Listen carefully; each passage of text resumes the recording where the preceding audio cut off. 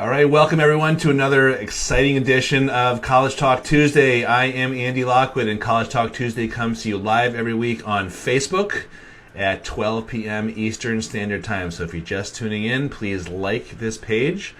You will then be notified of any new broadcasts, and what we're trying to do is not only do this once a week every Tuesday at 12, but also intersperse some impromptu types of... Oops, that's my phone. Talk about, speaking of impromptu, we're going to intersperse other types of broadcasts that are not scheduled. So let's go. Let's talk about the common application. So let me switch over here. This is always fun.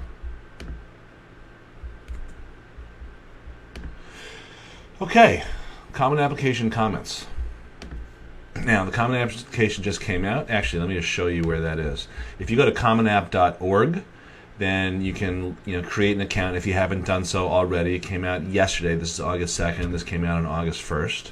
And you can start loading up your information here. So I am doing a much more full expose, I guess, on this a little bit later today for my actual paying clients. I want to give you some tips right now. I want you to understand that the truth about applying to college is equal parts creative writing, marketing, and unfortunately or fortunately, time management. So what that implies is you got to just get this done in little bits, little chunks, and make sure that you don't leave anything uncovered or you don't rush until the last minute, because if you rush, you get sloppy. So my feeling is if you understand that it's creative writing in terms of your essays and getting across what you want to communicate in terms of how you want to position yourself and the story you want to tell about yourself, that jibes very closely with number 2 here, which is marketing. Like it or not, this is one of these sort of harsh realities that I think a lot of kids and parents don't realize until it's too late, is that you are a commodity in many cases and I'm not saying this to be judgmental or to be insulting, but if you are applying to a college where there are thousands of kids who have virtually the same grades and the same scores, your task is to distinguish yourself.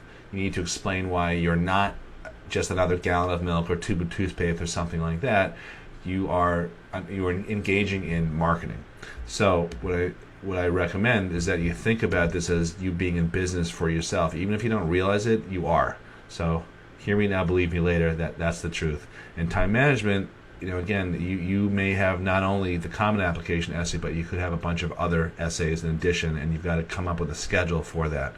So the biggest mistakes that I see, and this is a shrunken list, is leaving stuff until the last minute. Please do not do that. Overlooking the individual college requirements. So if you were to go into the common application and you were to plug in a college to look for, and I usually use Wake Forest a lot because they tend to have a lot of supplemental essays. You could go in there.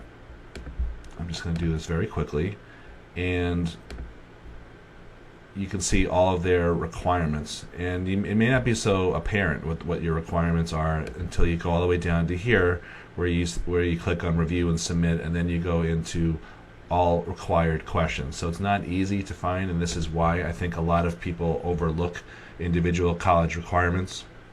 So please be very careful. Likewise for the key deadlines, you don't want to overlook when your applications are due. Every application has a deadline. If you're applying regular decision, that's going to be a later deadline than if you're applying early decision or any of the variants of early decision. Another big mistake, this should go without speaking, is administrative stuff or typos. I think the best way to guard against those is to preview your common application. So when you click on Common App, you'll be able to click on Preview right here, and that will generate a PDF, which allows you to print everything out, which I recommend, because I know we're in a digital world, but I still think that going analog and printing something out and hand marking it with a pen and even reading everything you write aloud. So you may catch it if it sounds funny to you, as opposed to reading it, because our eyes tend to gloss over things and fill in gaps. I do this all the time. I do a lot of writing, just to promote my business, and if I don't take the time to read whatever I've written aloud, almost invariably I will make mistakes, because your eyes are, are trained as I think as a species to see patterns, and your eyes are trained to sort of gloss over and read what's supposed to be said, as opposed to reading it for the first time with fresh eyes. So I think the way to combat that is to use your fresh ears. Wow, we're talking about a lot of stuff today besides the Common App. A lot of anatomy here.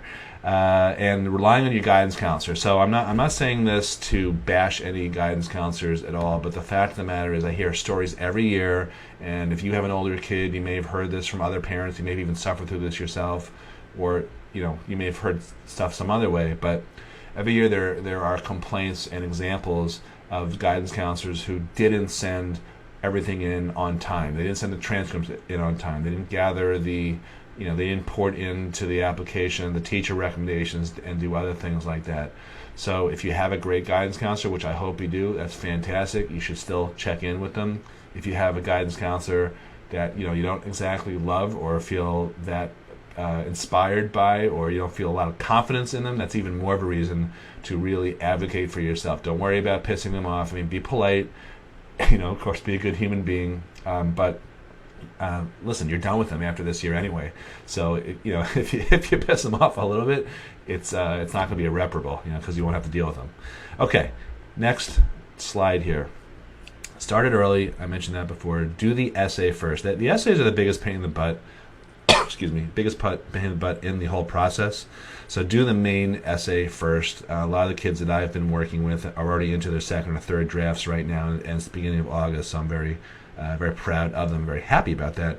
And if you haven't started your essay, okay, time to fish a cut bait, to start doing your essays. I am a big fan of submitting resumes. Virtually every college, even the ones that say they don't, will still look at a resume. And the reason I like resumes is you have more of an opportunity to describe your extracurricular activities than the space you're allotted on the Common application. So if you have a lot of extracurricular and volunteer hours and other unusual things, it's a shame not to submit a resume. So I would do a resume, and then I would use the disclosure in there, the language that you use in the resume, to get into the Common Application Activities section. And you won't have the same amount of room, so you have to do some editing. But once you get to it, you'll feel good that it's consistent with your resume. And I would submit both. You can submit your resume by emailing it yourself, or you can have your guidance counselor submit your resume on your behalf. Worst case scenario, you can mail it, to a hard copy to the college. But I think, in general, if a college admissions officer has two things in front of them, they've got the Common Application here, and they've got a resume that could be 2 pages or more over there. The resume is going to control, and the resume can be a selling document. It can really help you state your case more so than the activities section. All right, and get in your guidance counselor's face within the second or third week of school. I wouldn't do it. Oh, I skipped a tip here. This is important. Create one document with all the supplemental essays. So going back to my example here, when I was at Wake Forest, you want to do this for every school that you have. So what I would do is click on the writing requirements, and here's one. List 5 books that have piqued your curiosity. I would cut and paste that into one document, all the questions, and I would have the due dates right there, and then I would answer the question right there into that document that you're creating. And ultimately, once you're done editing all that, I would cut and paste your answer back into the Common Application. I just think it's an easier way to manage the whole process, so you can lay it all out in one document instead of being worried about going back and forth into the Common App and all that. You'll see. I think it's a much more efficient thing to do, and I'll show you why actually. So let me switch back to my slides. Five deep thoughts on these supplemental essays. Some colleges don't have any, so that might be a reason to throw in an extra application. But some, like Wake Forest, have 5 supplemental essays. Now, to be fair, a lot of these are generally shorter, like the one I just showed you. What are the last 5 books that you've written? But they still require thought, especially the question, why are you applying here? You can't just say, because I want to go to school in Boston. Number 4, yes, I said thought, Thoughtghd. You have to think about these. You can't just write something. And the good news, number 5, is that, let's say you have 12 schools on your loaded up in your Common application, and let's say that 10 of them have supplemental essays of 1 to 3 each. Chances are that if you have 20 essays, let's say, to use a round number, 20 separate ones to write, that may only be the equivalent of 14 or 15, because there should be some essays that you can repurpose or that you can reuse. And again, if you lay them all out on a document, you'll be able to see that. Now, this does not go without saying, this is important. If you are writing an essay about Georgetown, and you since you've cut and pasted another essay, you talk about how much you're dying to go to Villanova or something, that's a big problem. So again, read everything aloud. That's one way to catch it. Or have someone who has trustworthy eyes, someone who's got experience editing and writing, proofread, and just think about everything else. Copy, edit, and proofread what you've written. Okay.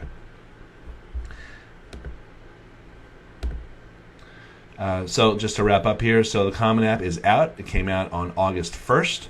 I am a big fan of, when I said create a document so you can list all the essays, I would use Google Docs or something like that, some sort of cloud-based equivalent in case your laptop crashes or or your dog eats it or something like that. This way it's stored in the cloud and you don't have to worry about not only losing it but also final versions. You won't be unclear about which version you're working on and that type of thing.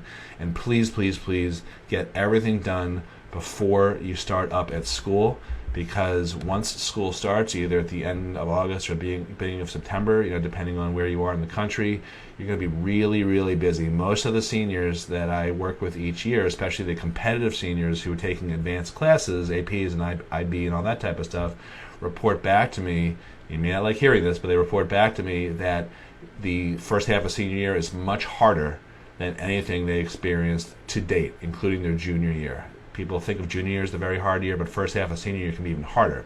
And if you are busy trying to pound through your regular classes and schoolwork, because listen, your teachers are going to teach what they have to teach no matter what. That's their job. They don't really care whether you're also struggling with your essays. So my advice is 100% get as much of the stuff done before you start back up again in high school, because it may be a little bit of short-term pain. You may not be able to get to the beach, an hour earlier that day, but you'll be avoiding some severe, very harsh, long-term pain.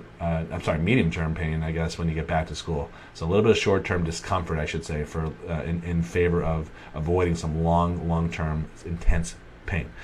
I am doing, as part of our show, Pearl and I are doing a webinar tomorrow night, Wednesday, August 3rd at 7:30 p.m. Eastern. You can register for it at cs4l.tv, as in College Success for Less. So cs4l.tv. And I am going to be talking about how to write essays, how to avoid mistakes, how to pick schools strategically, how to make sure that you are creating a balanced list, meaning that you don't have a list where you don't get in to 80% of your schools. It's not too top heavy. I'll talk a little bit about scholarships and where to find money. That's all on the College Success for Less show, which is tomorrow night, Wednesday at 7:30. Love you to join in. You're more than welcome. Just go there and you can sign up. I'm not doing a recording, however.